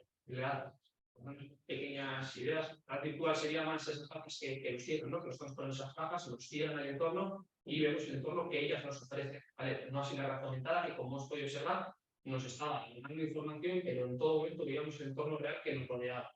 ¿Vale? Un poco la realidad mixta sería un poco la fusión de ambos, ¿vale? Nos generaría una información añadida, pero nosotros elegiremos si la queremos sobre un entorno ficticio o sobre un entorno virtual. Y también por comentar, se han utilizado un dispositivo para aplicar la recomendada los campos sobre los dos, ¿vale? Porque también hay que tener en cuenta que en Unity generaríamos esta pequeña aplicación, como hemos dicho, y luego tendremos que exportarla a los foros de los foros no simplemente es un dispositivo de reproducción, no valdrían para más, ¿vale? Todo el proceso, todos los explicados que aparecen en el ordenador, en el programa Unity. Y bueno, por mi parte eso es todo. Muchas gracias. Bueno, pues nada, muchísimas gracias, Miguel, Laura y Alain, por esta situación tan interesante. Y nada, a continuación hemos terminado el bloque de casos de éxito y vamos a dar paso a la mesa redonda, a la parte en la que vamos a responder a preguntas que haya podido tener la gente que haya expresado en el chat y nada, quedamos abiertos a que Daniel nos transmita las preguntas. Realmente agradecer a los ponentes por las presentaciones ofrecidas y por tener dado el tiempo. Hay una pregunta que va para Prado. ¿El software de realidad virtual es de desarrollo propio o corresponde con alguna herramienta comercial? Bueno, contesto yo. Vale, el programa que estoy utilizando es Unity. Vale, bueno, corregir un poquito, eso voy a comentar el bar de virtual simplemente por dar una pequeña entrada. Vale, el software que estoy utilizando es Unity.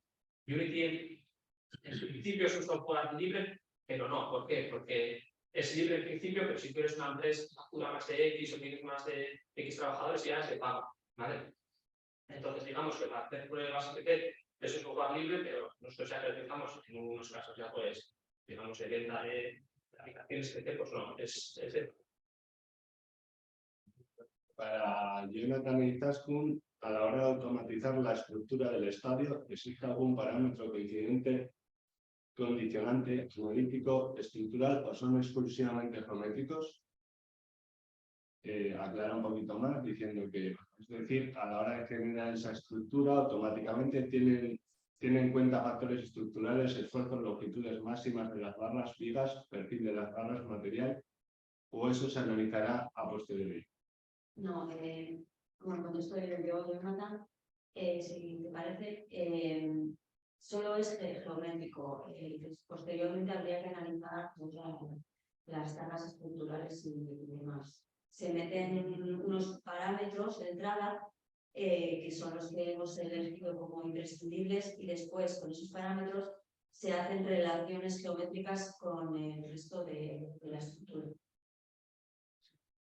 Jonathan, ¿quieres decir algo? ¿Quieres aportar algo más, Jonathan?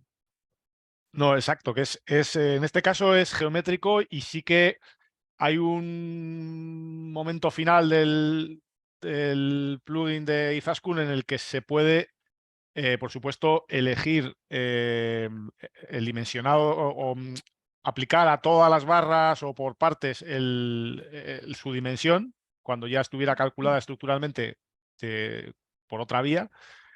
Y también tenía bastante complejidad, algo que desarrolló Izaskun, para que las barras en cada cara porque no era lo mismo ser el cordón superior que ser el cordón inferior, que ser una barra diagonal, tuvieran una alineación a una de esas caras o a uno de esos puntos de su sección transversal. O sea que está pensado para que una vez calculado estructuralmente se aplique a la geometría mediante la herramienta de Izaskun. Vale, hay otra pregunta que lanza Obras Especiales. Una vez ubicada el silo en realidad aumentada, ¿qué opciones existen para documentar la implantación en un plano modelo? Bueno, me meto un poco en un barrizal, a ver si entre todos salimos. La cosa es que Unity generamos una forma geométrica, ¿vale? Pues al final, en este caso, además, una forma geométrica muy sencilla. El propio Unity nos deja desarrollar esos modelos, ¿no? Como son cilindros, etc. Entonces, una vez que genera esa forma geométrica, tú tendrías que decir a Unity que te genere un plano modelo. ¿Cuál es un poco el caso? Más que es lo que te pueda Unity, que yo creo que Unity no tiene ningún problema, darte un dibujo o un plano sobre lo que tú has dibujado, sería un poco más luego cómo queréis relacionarlo con el programa que va a recibir. Porque al final Unity genera algo, pero te va a generar en los formatos muy sencillos, muy sencillos. No creo que te pueda generar, por ejemplo, una pregunta que luego lo vas a hacer con Revit. Con Unity Reflect quizás me podría, pero lo que quiero expresar es que a Unity tú le puedes pedir cualquier cosa, pues pedir que te genere un plano, absolutamente. Pero yo digo que más el problema, si vais un poco más encaminados a luego haciendo con las explicaciones, yo creo que ahí sí podría haber problemas. Sí que podría haber igual algún problema de interoperabilidad entre Unity y los diferentes programas que quisierais utilizar para luego tratar ese modelo. Un poco, por no ser principales. Vale, hay otra pregunta para Eduardo Casado, que está online. Puedes activar la cámara y el micro, Eduardo. ¿Cómo se ve desde Interviac la creación de gemelos digitales? Eduardo. Bueno, pues tú estás aquí, a ver. Pues me lo voy a inventar basado en la experiencia que tenemos con Interviac, que ya un buen tiempo, ¿no? Pues está claro que Interviac está apostando más especialmente por la metodología BIM. Un ejemplo de ello es la fase 1B de la reacción submetropolitana, incluso durante la obra, que es una de las fases más complejas de implantar el BIM, y también tiene otras innovaciones relacionadas con obra o con explotación en marcha que pudieran contemplar el gemelo digital, y no me cabe duda de que desde Interviac, que la persona de Eduardo en particular, pues está completamente dispuesta a probar todo este tipo de nuevos paradigmas como gemelo digital y acciones, y etcétera. Porque bueno, tanto Eduardo en particular como Interviac en general pues son bastante pioneros e innovadores en toda esta. ¿Cómo lo percibís vosotros, Abel, desde Tecnalia, en la participación del apoyo a Interviac que estáis dando? Están muy abiertos, ¿no? Y prueba de ello es el Connected Corridor, que al final es una iniciativa pues, que tiene su complejidad desde su concepción a nivel legislativo, a nivel articulación de convenio, a nivel tecnológico, y bueno, pues Interviac y Diputación Foral de Vizcaya siempre están dispuestos a tratar cualquier tema. Habrá algunos asuntos que no se puedan, digamos, tratar por la criticidad de ese espacio que pudiéramos querer tener en cuenta, o de esos sistemas. Habrá situaciones en las que no se pueda, digamos, tocar, porque son servicios o infraestructuras que son críticas, pero en general todas las posibilidades, todas las posibles innovaciones que se han puesto encima de la mesa, se han dedicado al corredor, donde está Interviac y Diputación, pues han sido valoradas positivamente, ¿no? Así que, como resumen y respondiendo a tu pregunta, la disposición de Interviac en particular y de la Diputación es muy buena. La innovación, prueba de ello también es que tienen un plan de innovación en infraestructuras viarias que salió en julio del 20, ¿no? Específicamente en innovación, tienen 3 líneas de trabajo. Así que bueno, teniendo todo esto en cuenta, tenemos una impresión positiva de la capacidad o del interés en la innovación por parte de Interviac y Diputación Foral. Vale, gracias, Abel. La pregunta va para Miguel Gutiérrez. ¿En qué otras tareas o procesos quiere seguir avanzando Prado con respecto al modelo BIM y su automatización? Bueno, digamos que puede ser una primera fase simplificada. Estamos hablando además para ahorrar tiempo y poder generar esos modelos de cada cliente y que él pueda ver visualmente en su propio lugar, ¿no? In situ, cómo le quedaría la planta, poder hacer modificaciones y demás. Pero hay otros 2 campos en los que creo que nos puede ayudar mucho, que es en el tema de la logística de las piezas, porque estamos hablando de cientos de miles de piezas en un proyecto, ¿vale? Y en la fase de montaje. Todos nuestros proyectos, realmente, muchos de ellos van a zonas, el desarrollo, donde digamos que no hay una formación a nivel de montaje alta, ¿no? Entonces, es una problemática, las consultas son continuas y un modelo BIM con realidad aumentada, es lo que estamos trabajando, puede permitirnos enseñar a nuestro cliente, a ese montador, con unas gafas, cómo tiene que ir montando el proyecto.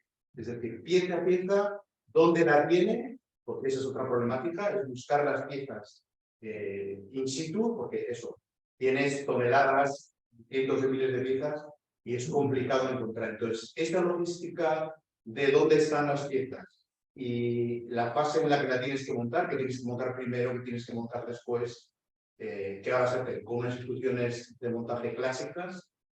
La idea es llegar a, con ese modelo BIM y unas capas de realidad aumentada que están evolucionando a toda velocidad, están, digamos que, simplificando y siendo mucho más accesibles, poder hacer ese montaje con ese modelo y esa. Ese es un poco a dónde queremos llegar. ¿Tenéis pensado buscar o dar servicios en temas de mantenimiento preventivo? Bueno, ya como en nuestra parte de estructura en general, el mantenimiento no es demasiado complejo. Y luego, al ser proyectos lejanos en distancia, eso es complicado. Generalmente cuando nosotros vamos a dar una asistencia o a hacer un mantenimiento es porque hay un problema, ha pasado algo. Se ha deformado la estructura, se ha hundido la cimentación, cosas así. Entonces, es más pensando en esa otra.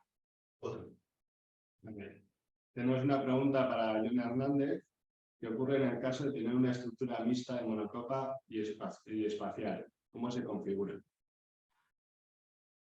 Pues mira, la verdad es que ese es un tema importante porque ahora mismo tenemos dos programas diferenciados, que uno es para las mallas espaciales y otro es para las monocapas.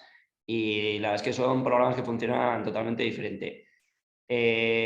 Ahora mismo lo que nos estamos planteando es crear un programa que englobe todo. Hasta ahora, o sea, lo podemos hacer, pero nos genera una serie de problemas que los solucionamos de forma bastante manual. Y como hemos comentado antes, pues posibilidad de errores y mucho tiempo dedicado. Y ahora estamos, bueno, ya hemos comenzado un poco a perfilar cuál sería el objetivo, pues eso, para tener un programa único en el cual se engloben las dos estructuras y que al final salga toda la fabricación, salga de un único programa. Vale. Pregunta para Abel: ¿qué opciones ofrece la inteligencia artificial en la arquitectura y construcción? Sí, hay una nueva tendencia que se está escuchando.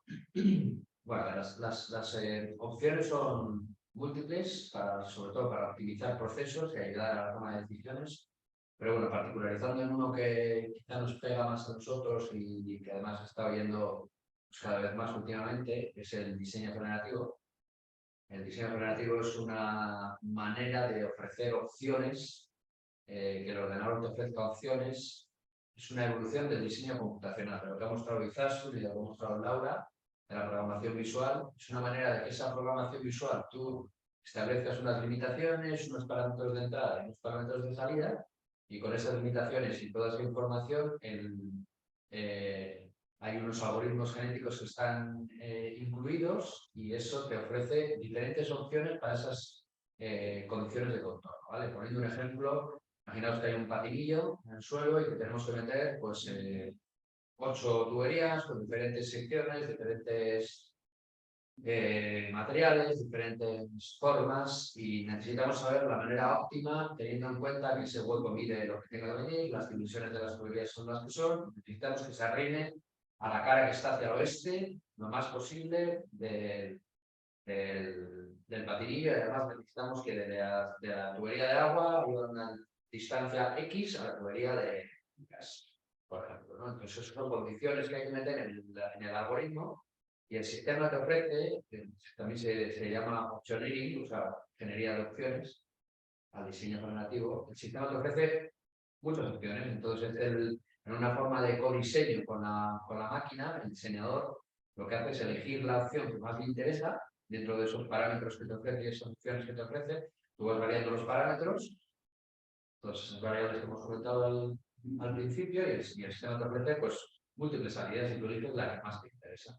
Entonces, es una aplicación en la que está incluida la inteligencia artificial que bueno, en la que estamos trabajando en particular, ¿no? Pero bueno, hay múltiples aplicaciones tanto en construcción como en operación que se pueden introducir, pero bueno, está claro que es una disciplina que está comenzando, y en la construcción pues más comenzando todavía. Vale, pregunta para Izaskun: ¿qué dificultades os habéis encontrado a la hora de abordar el proyecto?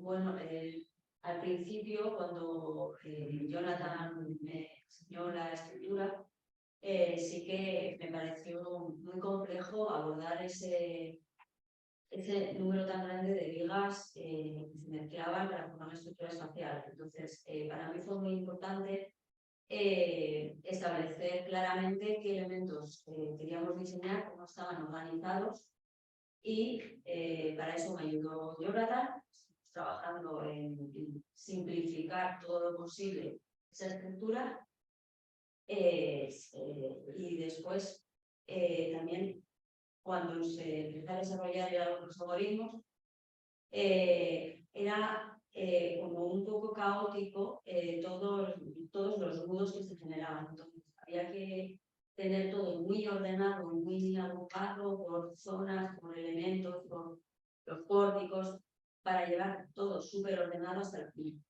Porque si no, luego querías volver para atrás para modificar algo y era todo muy caótico. Entonces, lo más importante en este proyecto yo creo que ha sido eso, entender bien la estructura y ordenar todos los elementos. ¿Quieres aportar algo más, Jonathan, al respecto? Si no, tengo una pregunta para ti, ¿vale? Estás muteado. Ahora, ¿no? Sí. No, yo creo que en este caso el mito este de los arquitectos ingenieros, pues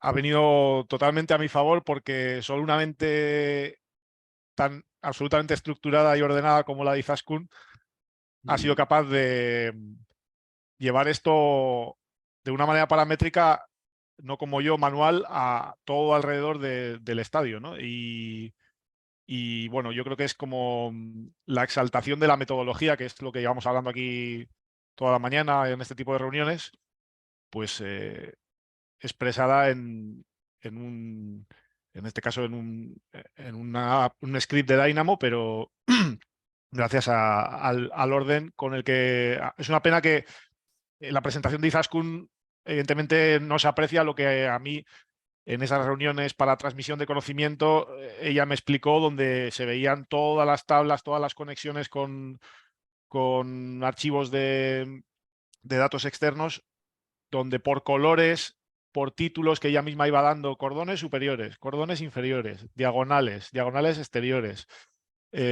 todo absolutamente ordenado para ella, que en principio no tiene por qué saber nada del estadio ni le puede interesar el tema, pero fue capaz de meterse pues al mismo nivel que yo con su concepción, ¿no?, de la forma.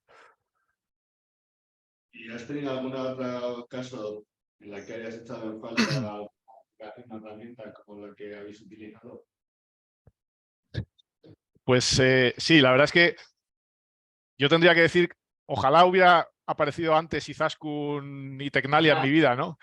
Tendría que decir, porque me hubiera ahorrado mucho, bueno, no voy a decir sufrimiento, porque en realidad en el fondo todo esto es un disfrute también. Pero sí que, bueno, mucho trabajo y quizás muchas horas de conciliación que tampoco es un tema menor.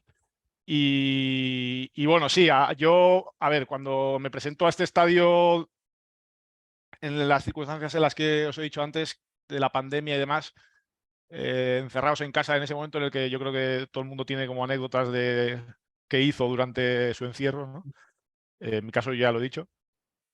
Y en este caso, pues yo venía ya un poco rodado con el tema de los estadios, aparte porque es un tema que me interesa y siempre desde hace mucho me ha interesado. Había presentado hasta 2 propuestas alternativas para el estadio de Anoeta, no el que ha enseñado John, que es parte ya de la ejecución final con otra arquitecta, sino en un momento de bloqueo por temas legales y demás del proyecto de Anoeta, pues como un autoencargo, que es otra cosa así como marciana, ¿no? Que no creo que mucha gente haga, pero yo con un grupo de aficionados y accionistas de la Real pues tomé la iniciativa para presentar una alternativa viable dentro de las condiciones urbanísticas y demás permitidas para la remodelación del estadio de Anoeta. Y de nuevo, pues había todo un trabajo de levantamiento de la cubierta existente, que da también una malla espacial de hace muchos años, pero similar a lo que ha enseñado antes John. Y además de la cubierta existente, que necesitaba evidentemente una ampliación, pues se planteó, bueno, por aquí tengo alguna maqueta de una solución tensada, una solución de otro tipo, en el que de nuevo ese trabajo de levantamiento y de modelado fue de una manera, vamos a decir, manual, y ojalá pues hubiera contado entonces con una herramienta como la que os ha enseñado Izaskun, de poder elegir el perímetro interior y a través de unas variables, pues lo que ahora mismo puedo llevar a cabo, si ojalá tengo otro proyecto de estos por delante. Gracias, Jonathan. A ver si es verdad. Si sale otro, pues, Yo me comprometo a volver a otra reunión de estas a contarlo, si hace falta. A Miquel Quintana, ¿vale? ¿Habéis encontrado alguna complicación, algún proceso complejo durante el desarrollo del proyecto? Aún no ha habido, aún no ha habido. Bueno, la verdad es que la parte más compleja del proyecto fue el arranque.